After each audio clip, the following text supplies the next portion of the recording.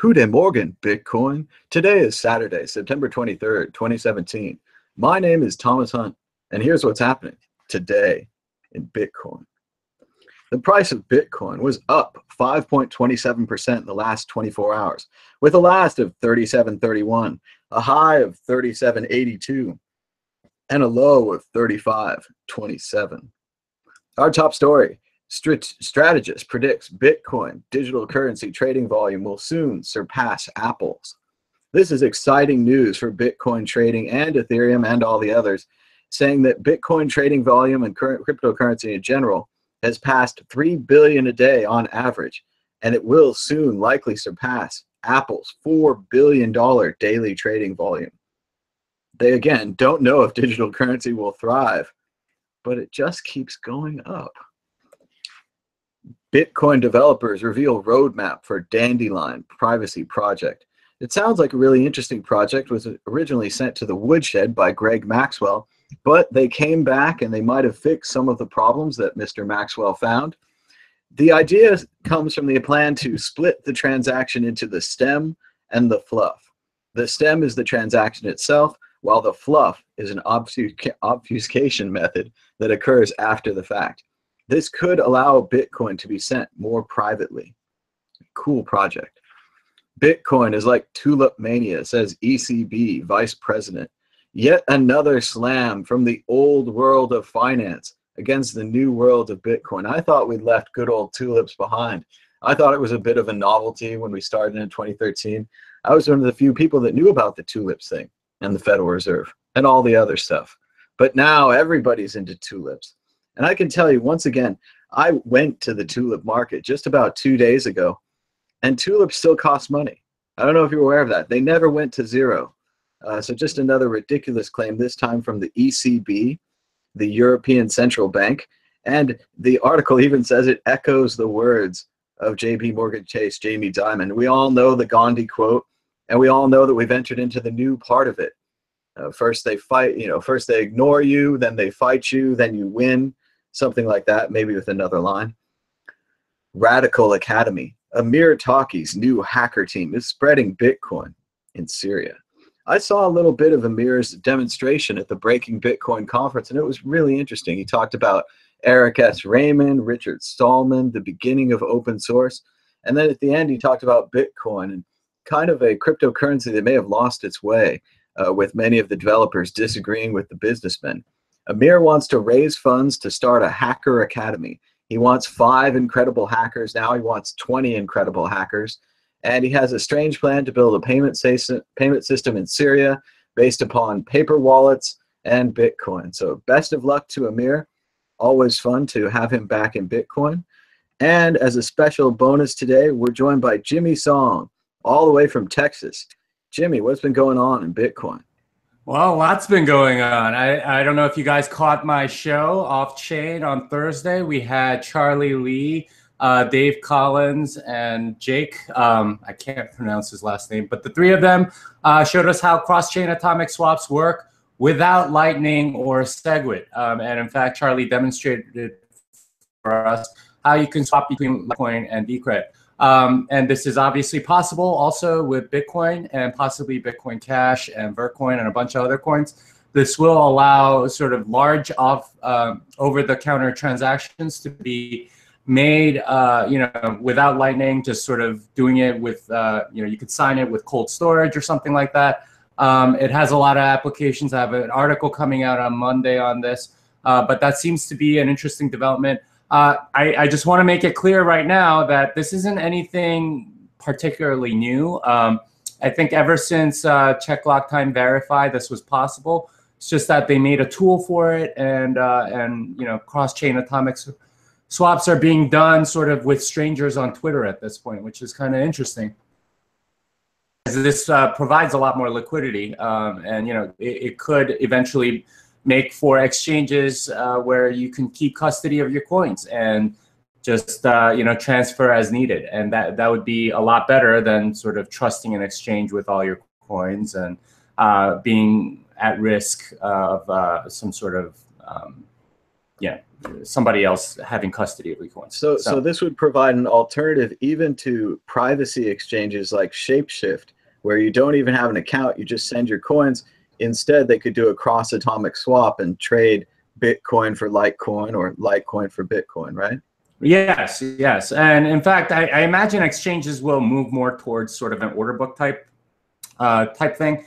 I will note that Monero, for example, does not have the smart contracting capabilities required in order to do cross-chain atomic swaps. So you can't go from Bitcoin to Monero and then back. That said, what Charlie revealed in my interview with him was that Litecoin is looking at confidential transactions and things of that nature. So at some point, what you may be able to do is go from Bitcoin to Litecoin, and if it has some sort of privacy feature, then transfer it a few times and then transfer it back atomically. No risk, other than maybe a small exchange risk. Decred seems to also have some privacy feature going forward as well. So we may see a situation where people sort of utilize other chains for sort of laundering their coins, I guess.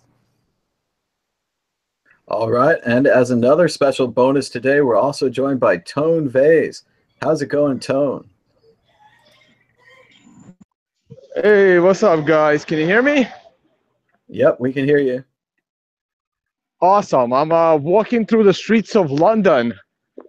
Oh, it's pretty cool here, actually. The weather is great. Still getting used to the cars being on the opposite side of the road. Haven't been in one of these countries in a while. No, it's going good. Let's talk price a little bit, though.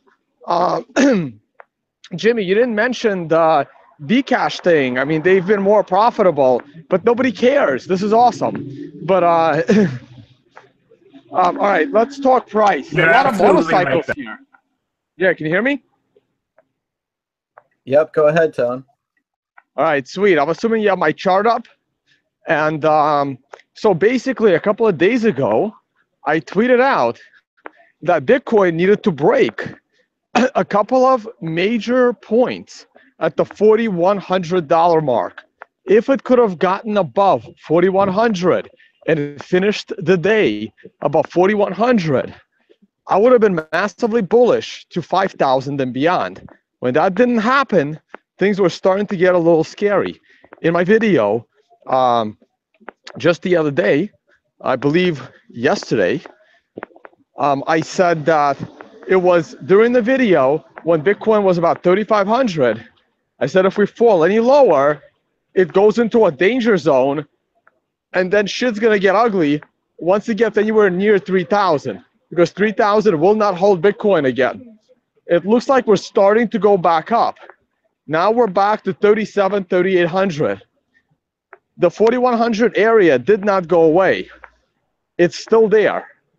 We still need to get above 4,100, but now the cluster of resistance is not only at 4,100. The moving average has moved over. The trend line has already further down.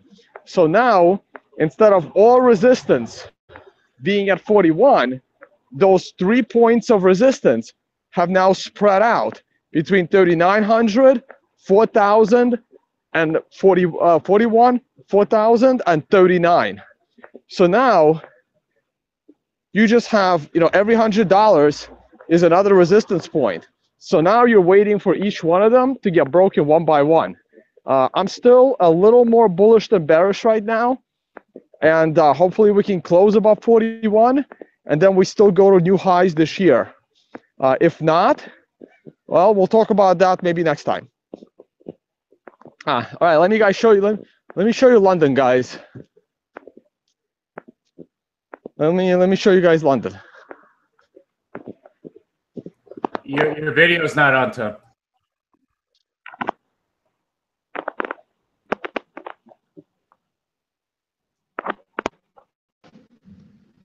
All right, is my camera on? Yep, we can see you. Yep.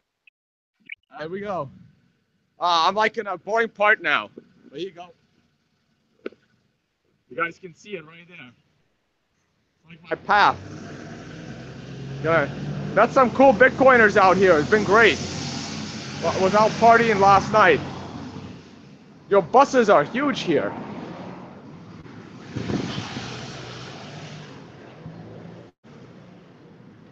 There was a double-decker bus. I'm not sure I'm muted yet, but there you go. Enjoy London. All right, thanks, Tone, for that update. And we're just going to go towards the end of the show here. Can I say something, Thomas? Go ahead, Jimmy. Okay, so while Tone is showing you London, one thing I wanted to mention is that I will be having a programming blockchain seminar in London, probably sometime in January. I also wanted to point out that a couple of my students from the programming blockchain seminar have started their own YouTube show to just sort of learn Bitcoin programming. I tweeted it out earlier. Their show is called, let me see, what is it called? Breaking Down Bitcoin. So check them out. You know, they're trying to, sort of learn on as they go, reviewing a lot of stuff from Andreas Antonopoulos' book, Mastering Bitcoin. Yeah, and I believe that most of Santa Monica is filled up. San Francisco is about half full. So just so you guys know. Still a few seats remaining at Jimmy's Programming Bitcoin Conference. And Tone's in London, and I'm in Amsterdam, and Jimmy's in Texas. So thanks so much for everybody for watching. We just want to get this show in today, kind of a quick one. There's the QR code if you'd like to donate Bitcoin. And remember to give us a thumbs up and a share, because that helps more people find the show. If it's your first time here, please subscribe down below. Here's a little bit more of Tone in London. Tone, give us one nice, more good pan or something. Nice and slow. All right, guys. Yeah, it's great. I'll be here a few more days. It's awesome. Love it. Very cool. A few more days of Tone in London. And that's it for today in Bitcoin. Bye-bye.